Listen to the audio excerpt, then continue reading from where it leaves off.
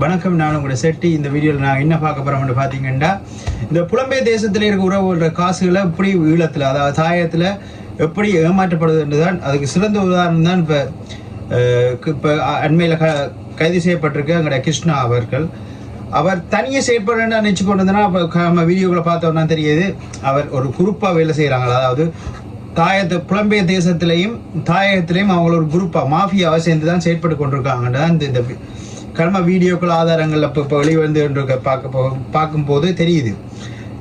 என்னென்னு பார்த்தீங்கன்னா, இது ஒரு குறிப்பிட்ட ஒரு அமைப்பு அதாவது புலம்பெயர் தேசத்தில் இருக்க ஆட்கள்கிட்ட இதெல்லாம் சொல்லி இப்படி நீளத்தில் கணவர் கஷ்டப்படுறாங்க அப்படி என்று சொல்லி கொண்டு தான் இந்த காசுகளை திரட்டி கிருஷ்ணாண்ட ஒரு முகவருக்கு கொடுத்து அந்த காசு ஒழுங்கா போதாண்டு அது இப்போ தெரிய வருது.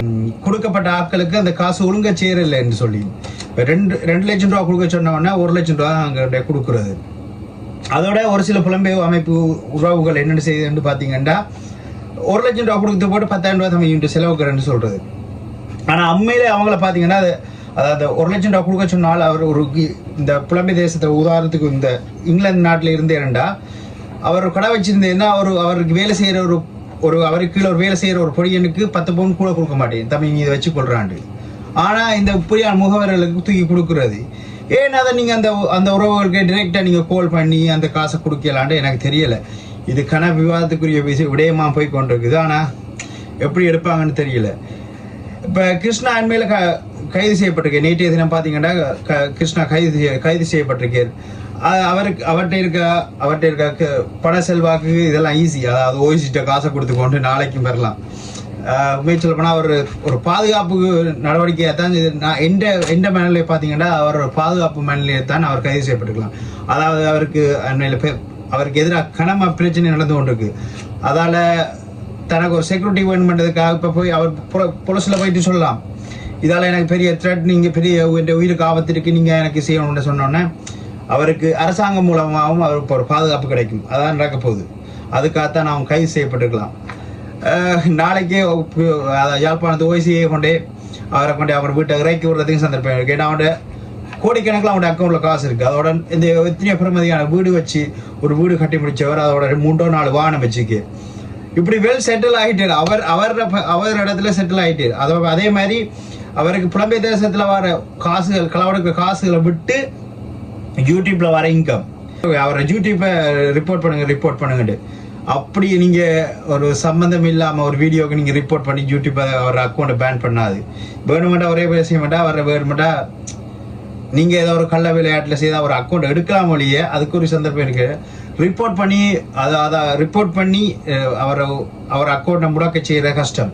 ஏன்னு பாத்தீங்கன்னா அந்த யூடியூப்ல அல்கோரிதம் அப்படித்தான் வேலை செய்யறேன்னு பாத்தீங்கன்னா, நீங்க அவர் அது ஒரு தப்பா ஒரு வீடியோ போட்டிருந்தேன்னா அதுக்கு அதாவது வயலன்ஸ் அப்படி எதுவும் சம்மந்தமாக வீடியோ போட்டிருந்தேன்டா அதுக்கு நீங்கள் ரிப்போர்ட் பண்ணுறத வேலை இருக்கு. ஆனால் சம்மந்தமே இல்லாமல் இந்த வீடியோக்களுக்கு நீங்கள் ரிப்போர்ட் பண்ணி ஒன்றுமே செய்யலாம். ஏன்டா அவர் வீடியோக்களில் அவ்வளோத்துக்கு ஒன்றுமே இல்லை.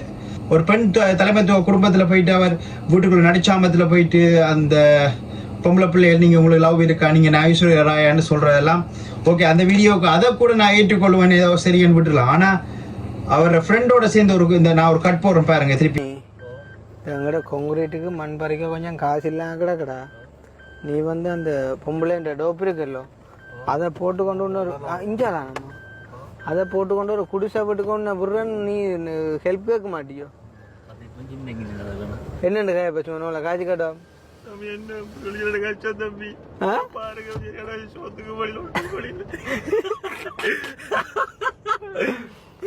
சோத்துக்கு மழை இல்லையா?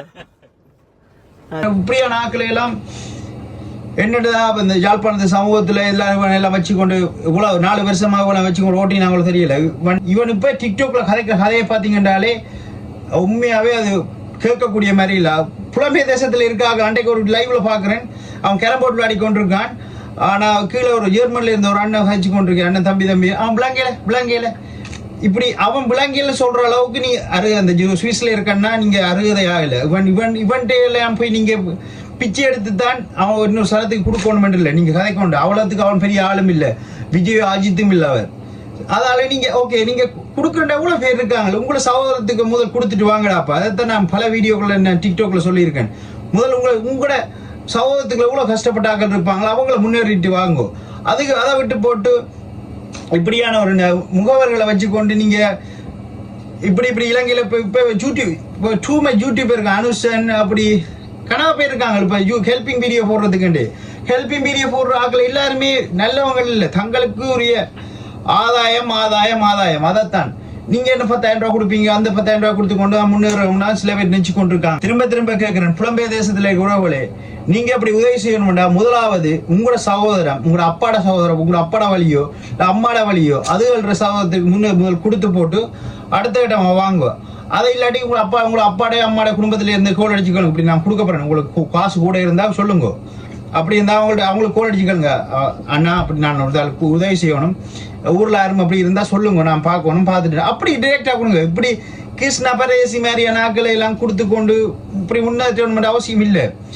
அந்த உதவி யாருக்கு போது இது எப்படி வேலை செய்யணும்னு பாத்தீங்கன்னா, இந்த சிஸ்டம் இப்ப ஒருத்தருக்கு 1 லட்சம் ரூபாய் தேவைன்னு சொல்லி நீங்க யூடியூப்ல ஒரு ஹெல்ப் வீடியோ போடக்கூட அந்த வீடியோ 10 பேர் பார்ப்பாங்க. ஹேடால இருந்து பார்ப்பாங்க, சுவிஸ்ல இருந்து பார்ப்பாங்க, பிரான்ஸ்ல இருந்து பார்ப்பாங்க, இங்கிலாந்துல இருந்து பார்ப்பாங்க. அப்படி பார்த்துட்டு அவங்க என்ன செய்வாங்கன்னா ஒரு குறிப்பிட்ட அமௌண்ட் அனுப்புவாங்க. 10, 50, 1 லட்சமோ 5 லட்சமோ அப்படி என்று அனுப்பக்கூட கிட்டத்தட்ட ஒரு உதாரணத்துக்கு ஒரு 10 லட்சம் ரூபா வந்துட்டு ஒரு வீடியோ அவங்க கேட்டது 1 லட்சம் ரூபா சரியோ. ஆனா அவர் அக்கௌண்ட்டுக்கு வந்து 10 லட்சம் ரூபா வந்துட்டு. ஆனா அவர் என்ன செய்ய போறேன்டா அந்த 1 லட்சம் ரூபாய் தான் கொடுப்பேர். ஆனா நீங்க அந்த 10,000 தான் கொடுத்தாங்க, பேலன்ஸ் இன்னொரு இடத்துல இந்த ஒரு 90 வந்து அப்படி கொடுத்து சேர்த்து கொடுத்தாங்க. அந்த 1 லட்சம் ரூபாய் அனுப்பினவங்க சொல்லுவாங்க நான் உங்களை காசு தான் கொண்டே கொடுத்தனான்ட்டு. இப்படிதான் இந்த விளையாட்டு நடந்து கொண்டு கனகாலமா. இது எப்படி புடிப்பட்டு பாத்தீங்கன்னா, அப்படி புலம்பெயர் தேசத்துல இருக்காங்க காசு கொடுத்துருப்பாங்க. அவங்க சரி தாயத்துக்கு போற டைம்ல அந்த குடும்பத்தை போய் நாங்க பாப்போம்னு சொல்லி டைம்ல போய் பார்த்தா அந்த குடும்பம் எப்படி வீடியோல இருந்தோ அதை விட கேவலமா தான் இருக்கும். அதே மாதிரி ஊர்லயும் அந்த பிள்ளைகள் அந்த சமூகத்துக்கு அந்த பிள்ளைகளுக்கு அந்த சமூகத்தால ஒரு பேர் நீ பிச்சை எடுத்து தானே இப்படி யூடியூப்ல போட்டோ வந்தது இப்படின்னு சொல்லு. உண்மையை யூடியூப்ல முதல்ல எனக்கு தெரிஞ்ச ஒரு 2018, 19 எல்லாம் யூடியூப்ல இப்படி உதவி நான் வீடியோ பார்த்தல, பேஸ்புக்ல எல்லாம் இப்படி உதவி செய்யக்குள்ள அவங்கள போட்டோ மறைச்சிருவாங்க. பிறகு பாத்தீங்கன்னா அப்படி ஓகே இப்படி வேணாக்கு தான் அப்படி பிற ஒரு ஆக்கள் கொடுப்பாங்கன்னு சொல்லி அந்த அப்படி ஒரு டாபிக் வந்த உடனே எல்லாருமே தங்கட மூத்த போடுறீங்கன்னா மூத்த போடுற வேற விஷயம் இல்லை. சில பிள்ளைகளுக்கு வேற விருப்பம் இல்லைன்னா அப்படி எடுக்காதீங்க. எனிவே புலம்பெயர் தேசத்துல உறவுகளே, நீங்க ஆக்களுக்கு யாருக்கு கொடுக்குறனாலும் பார்த்து கொடுங்க. கள்ளப்பயல் திட்டு பயல்களுக்கு கொடுக்காதீங்க. இல்லை நான் இதுக்கு மேலே நான் கொடுப்பேன்னு தெரிஞ்சா என் அக்கௌண்ட் நம்பர் தான் போட்டுடுங்க.